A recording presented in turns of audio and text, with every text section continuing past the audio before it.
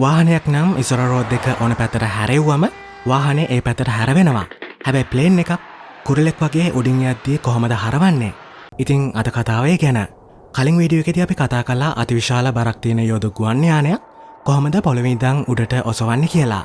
ඉතින් ඔයා ඒ වීඩියෝ එක බැලුවේ නැත්නම් මෙන්න මේ උඩ වැටෙන කාඩ් එක ක්ලික් කරලා හරි ඩිස්ක්‍රිප්ෂන් එකේ තියෙන ලින්ක් එක ක්ලික් කරලා හරි එහෙමත් නැත්නම් පළවෙනි කමෙන්ට් එකේ තියෙන ලින්ක් එක ක්ලික් කරලා හරි ගිහින් ඒ වීඩියෝ එක බලන්න පුළුවන්.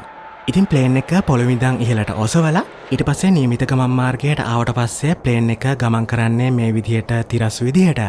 ඇත්තම කියනවා නම් මේ විදිහට යද්දී ප්ලේන් එකේ ඇතුළේ ඉන්න අයට දැනෙන්නේවත් නැහැ ප්ලේන් එක යනවද කියලාවත්. ඒකට හේතුව මේකයි. ඔයා හිතන්නකෝ ඔයා පාර දිගේ ඉස්සරහට දුවනවා කියලා. ඉතින් ඔයා දුවද්දී ඔයාට තේරෙනවනේ සුළං ඔයාගේ ඇඟේ හැප්පෙන හැටි. ඇත්තම ඔයාට සුළං කපාගෙන වගේ තමයි ඉස්සරහට දුවන්න වෙන්නේ. ඉතින් ඒකේ තේරුම තමයි මේ සුළං නිසා ඔයාව පිටුපසට තල්ලු කරන බලයක් ඉබේම හැදෙනවා කියන එක. ඉතින් ප්ලේන් එක ඉස්සරහට යද්දිත් මේ සුළං හින්දා ප්ලේන් එක පිටුපසට තල්ලු කරනවා වගේ බලයක් ඉබේම නිර්මාණය වෙනවා.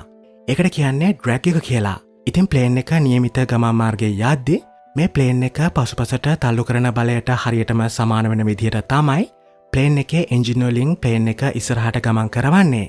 ඒ කියන්නේ ප්ලේන් එකේ එන්ජින් වලින් ප්ලේන් එක ඉස්සරහට තල්ලු කරන බලය නැත්තං ත්‍රස්ට් එක හරියටම ඩ්‍රැග් එකට සමාන වෙනවා. ඒ වගේ මේ වෙලාවේ ප්ලේන් එකේ බරත් තටු මත පහලින් ඇති වෙන බලයත් හරියටම සමාන වෙනවා. ඉතින් ඒ හින්දා ඇතරම ප්ලේන් එකේ ගමන් කරන අයට ප්ලේන් එක මේ විදිහට යද්දී ඒක යනවද කියලාවත් තේරෙන්නේ නැහැ. ඉතින් මේ විදිහ ඇතරම යානේ ඔටෝ පයිලට් ඔන් කරලා තමයි තියෙන්නේ. ඒ කියන්නේ යානය ස්වයංක්‍රීයව තමයි ඉස්සරහට යන්නේ. ඉතින් යානය හරවන්න අවශ්‍ය වුණොත් කරන්නේ නියම ඉන්න කුටියේ නැත්තං කොක්පිට් එකේ ඩෑෂ්බෝඩ් එකේ තියෙන හෙඩින් සිලෙක්ට් එක අවශ්‍ය දිශාව දක්වනකං කරකවන එක විතරයි. හෙඩින් සිලෙක්ට් එක කරකවද්දී අංශකවලින් තමයි දිශාව පෙන්නුම් කරන්නේ. ඉතින් ප්ලේන් එක හරවන එක මැනුවල් කරනවා නම් පයිලට් මේ යෝක් කියලා හඳුන්වන වාහනයක සුක්කානම් වගේ තියෙන දේ තමයි ඒකට පාවිච්චි කරන්නේ. ඉතින් ප්ලේන් එක හැරවෙන එක සිද්ධ වෙන්නේ මෙහෙමයි. ප්ලේන් එකේ තටු මත මේ විදිහට තියෙනවා ඉහළ පහළ කරන්න පුළුවන් කොටස් දෙකක්.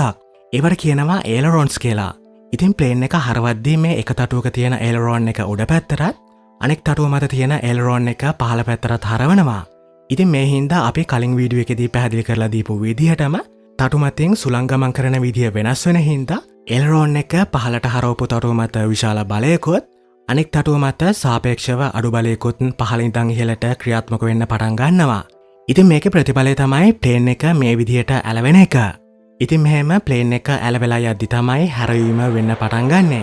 ඒවගේම ප්ලේන් එකේ වලික කොටස තියෙන රඩර් කියන මේ කොටසත් පාවිච්චි කරනවා ප්ලේන් එක හැරෙද්දී ඒ හැරවුම ස්මූත් විදිහට කරන්න. රඩර් එක හදලා තියෙන්නේ මේ විදිහට දෙපැත්තට හරවන්න පුළුවන් විදිහට.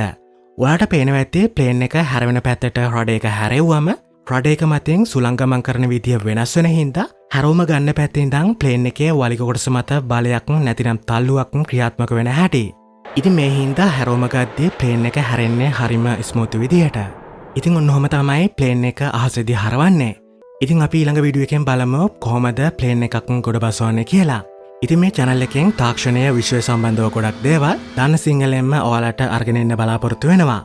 ඉතින් පහළ තියෙන කළු පාට subscribe button එක touch කරලා channel එක subscribe කරලා bell notification එකත් on කරන්න. එතකොට ඔයාලට වීඩියෝ එකක් දාපු ගමන් ඒක බලන්න පුළුවන්. ඉතින් ඔයාලට දැනගන්න ඕන දේවල් ගැන පහලින් comment කරන්න.